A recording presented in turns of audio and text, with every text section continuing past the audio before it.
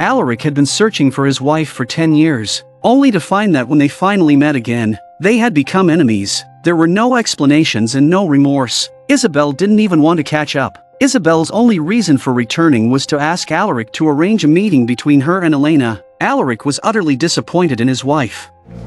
Screw you. You selfish.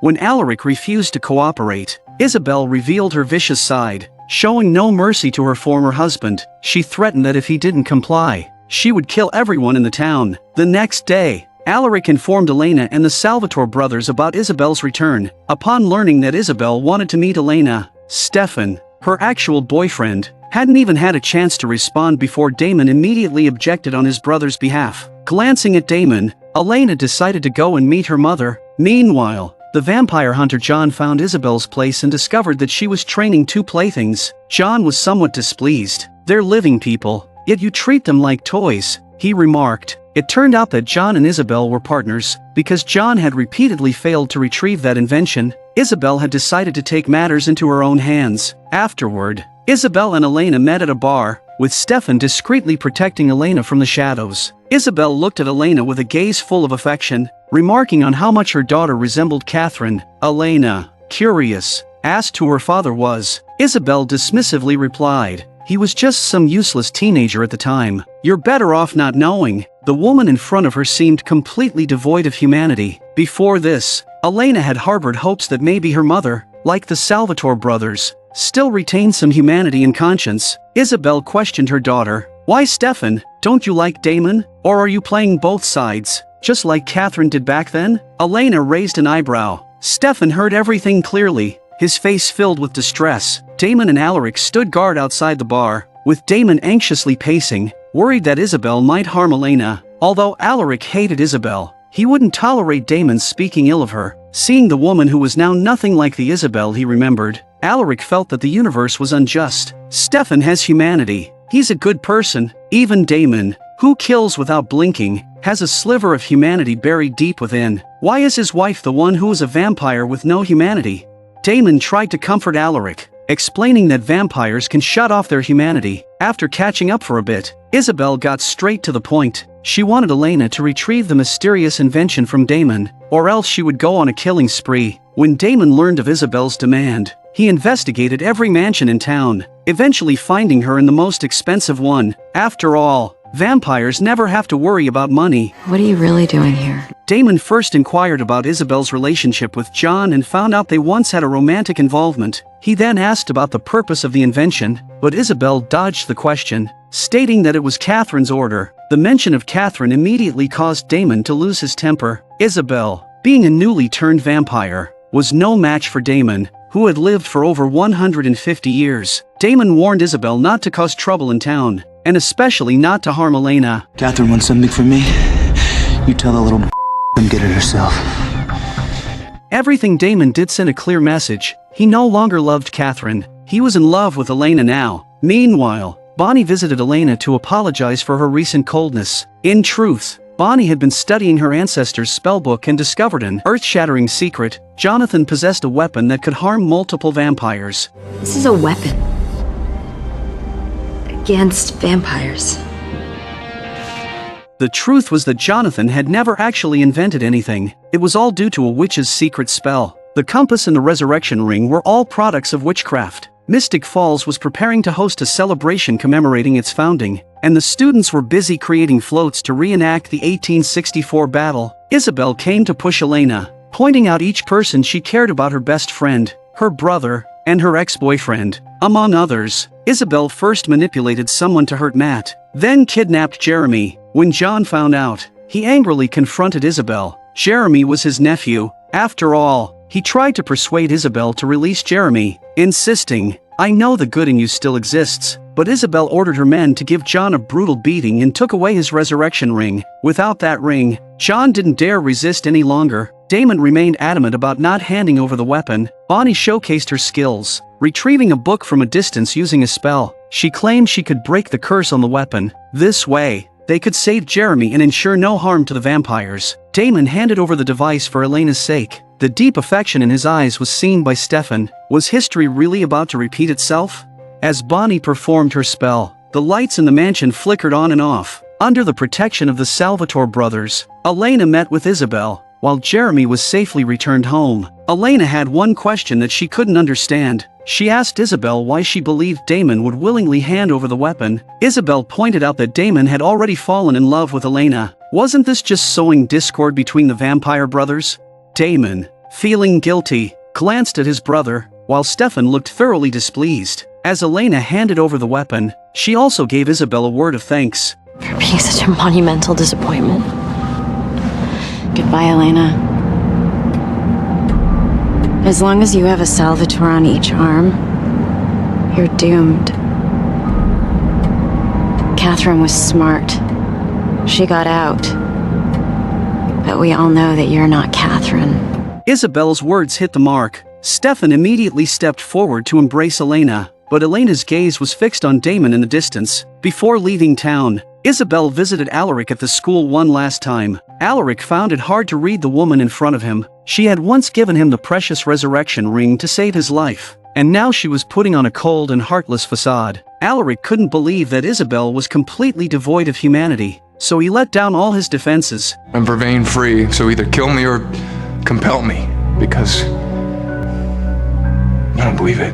Isabelle suddenly pinned Alaric against the wall, revealing the deep love she still harbored for him. Becoming a vampire was her choice, and it was her mistake. She made Alaric hate her on purpose because she didn't want to hold him back any longer. You are not gonna remember this.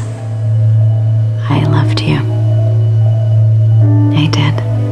And when I think about what I gave up, it hurts. But now, your heart's free of me. It's easier this way. Isabelle placed the resurrection ring back on Alaric's finger. She had truly loved him, but then she hypnotized Alaric, making him forget everything and continue hating her. Homeless and heartbroken, Anna went to Jeremy, her face streaked with tears over her mother's death. The one who killed Anna's mother was none other than Jeremy's uncle, John. Stefan approached Damon, asking him to keep his distance from Elena. They couldn't let history repeat itself. Sure. Do you understand?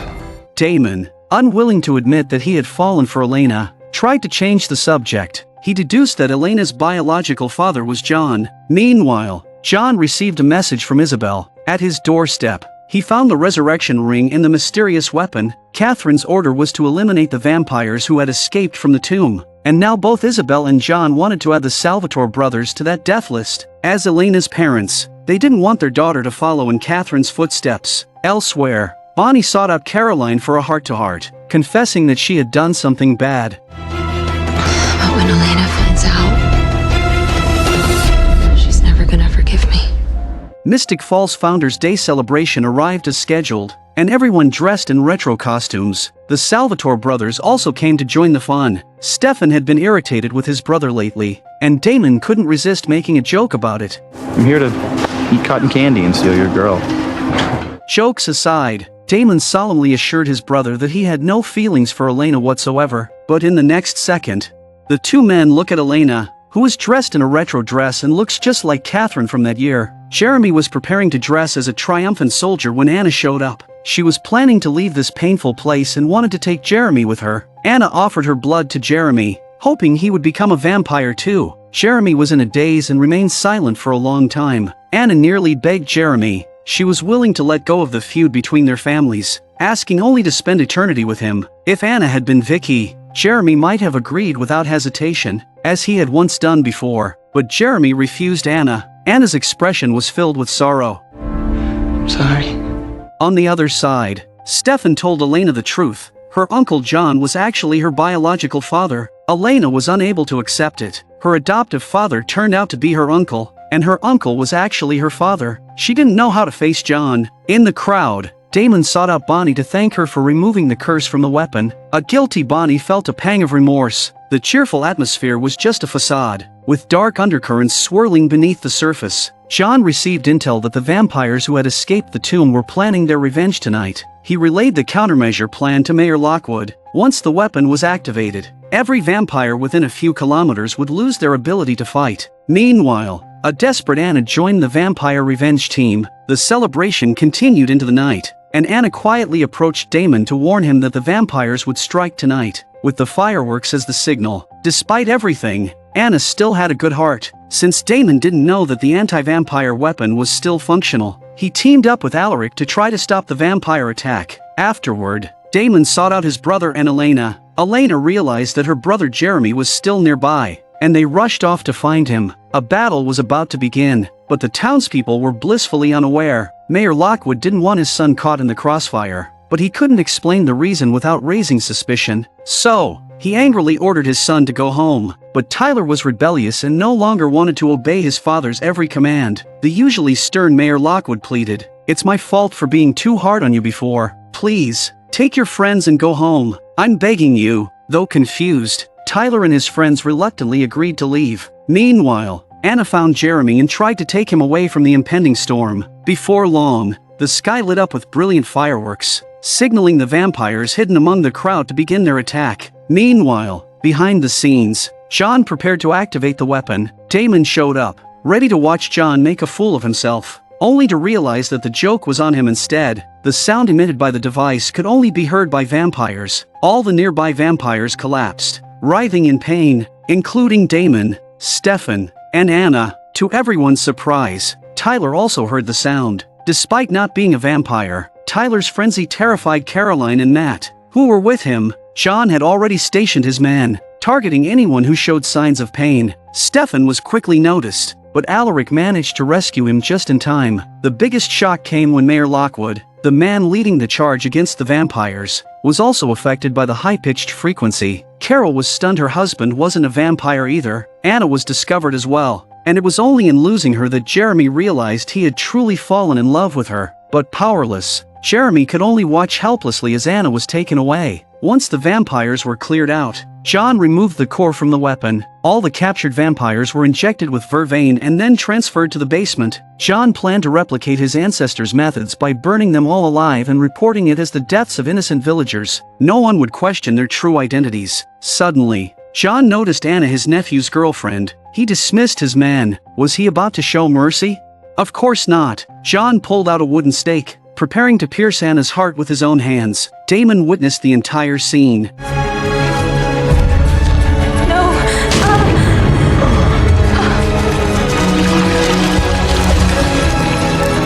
John then set the basement on fire. The flames spread rapidly, filling the air with agonizing screams. Damon could only watch helplessly as death approached. At this point, Mayor Lockwood also woke up, completely bewildered by the situation unfolding before him. Facing imminent death, Damon revealed his identity as a vampire, shocking Mayor Lockwood. Mayor Lockwood had hidden his true nature so well that even he didn't know what kind of creature he was. In his panic, Mayor Lockwood ended up in the embrace of a vampire, who promptly snapped his neck. Among the three who were in the car crash, Matt emerged unscathed. Tyler fell into a coma, but Caroline suffered the most severe injuries. When the firefighters arrived, they noticed that Tyler's pupils were unusually strange, but when Tyler woke up, his eyes had returned to normal. Meanwhile, Stefan used his keen senses to locate Damon, but first, he had to get past John. Unexpectedly, John didn't stop him. He assumed that with the fire raging so intensely, Stefan wouldn't make it out alive. However,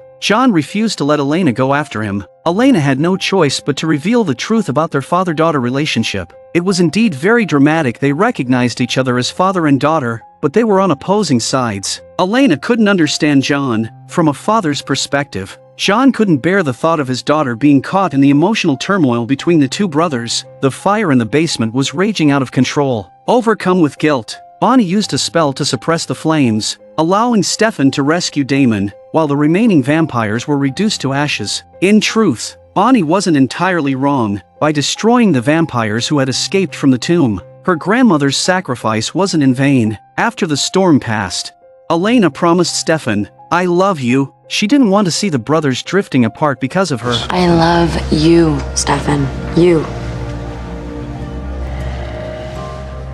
Damon was nowhere to be found. In reality, he had gone to comfort Jeremy immediately. When Jeremy learned of Anna's death, his face remained calm. He had already guessed her fate the moment she was taken away. I wanted to help her. Why are you telling me all this? I took away your suffering once before. I can do it again. But it's your choice. Jeremy no longer wanted his memories erased, because forgetting didn't take away the pain. In fact, not knowing the source of the pain only made it worse. Damon sincerely apologized to Jeremy, admitting that Vicky's death was his fault. Before Damon left, Jeremy asked him to confirm something. Anna said that vampires don't have to feel pain, that they could turn it off if they shut out their humanity. It's very true. At the hospital, Caroline's life hung in the balance. Matt anxiously waited outside the operating room, while Tyler was consumed with guilt. But just then, Sheriff Forbes brought news of Mayor Lockwood's death. Jeremy had grown disillusioned with life. He longed to become a vampire to shut off his humanity, so he drank Anna's blood and then tried to commit suicide with sleeping pills. Meanwhile, Bonnie, despite helping the Salvatore brothers, warned Stefan that if Damon ever caused trouble again, she wouldn't spare either of them. Let's hope it doesn't come to that. Let's hope it doesn't.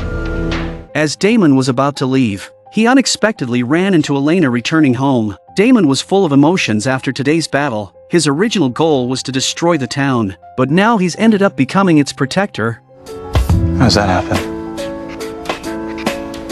I'm not a hero, Elena. I don't do good. It's not in me. Maybe it is. Damon just refuses to admit that it was his love for Elena that changed him, but he still chose to step aside for his brother's happiness. He always does that. Before leaving, Damon couldn't help kissing Elena's side of her face, but he didn't expect Elena to not only not dodge, but actually look forward to it. At that moment, Damon could no longer care about his brother. Following his instincts, he kissed Elena, and she began to kiss him back. They kissed for a long time, only to be interrupted by Jenna's sudden arrival. Jenna was utterly bewildered by the situation. Damon quickly turned his head away. Elena's face remained expressionless. Her demeanor completely changed, as if she were a different person. It's late. You should probably come inside. Damon stood outside the door for a long time. He had intended to step aside for his brother's happiness, but he didn't expect Elena to love him instead. It seems he can't leave just yet. When Elena returned, John, wanting to mend their relationship, brought up the past. He explained that his hatred for vampires stemmed mainly from Isabelle's transformation into one. Elena continued to coldly clean up the kitchen, her face showing no emotion. John sincerely apologized to his daughter. Can I help?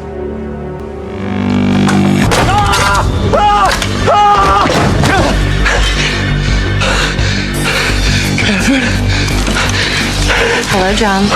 Goodbye, John. Katherine finally made her entrance. She disguised herself as Elena, kissed Damon, and then attacked John when he was off guard. At that moment, the real Elena happened to come home. Upstairs, her brother Jeremy was unconscious, and from the kitchen, the sounds of a struggle could be heard. The two women with similar appearances are finally about to meet.